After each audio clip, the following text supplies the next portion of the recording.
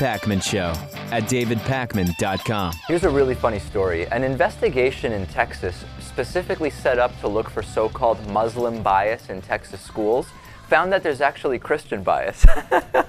You gotta love this stuff. I mean, you couldn't write this any better. There was a bizarre chain email that started being sent to district and school board officials in the Dallas area titled Irving ISD Indoctrinating Islam.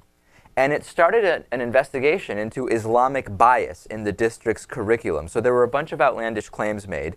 The district requested that an official from the organization that created the curriculum for the school respond to this. So they did a full investigation of the curriculum, 72-page report. What did they find out? Okay, there is a bias in Texas, in Dallas, Texas schools, and it is a religious bias. However, if anything, it is an anti-Muslim bias and a pro-Christian bias. I don't think any of us are surprised by this. No, I wouldn't expect that to just be taking place in Texas either. I'd say that's probably something that's going on in every state in the country. Let's see what they determined. They determined that from kindergarten to high school, Christianity got twice as much attention in the curriculum as any other religion. Islam was a very distant second. And that the Red Crescent and Boston Tea Party references that were initially mentioned in the email as part of these complaints were nowhere in the curriculum, although maybe in the past they were. And if there was any Islamic bias in this curriculum, it was bias against radical Islam. Interesting. Now, what's funny is this isn't the first time this has happened. Texas actually debated the perceived existence of too much Islam in its school books back in 2010. And they said that any books that paint Islam in too favorable of a light are banned. Huh.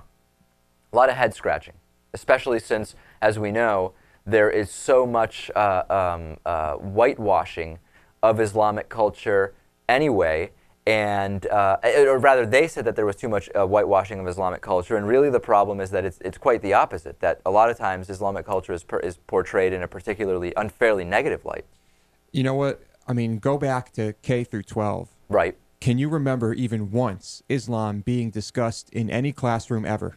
No, but that doesn't mean it wasn't. I mean, how do we remember everything that was said?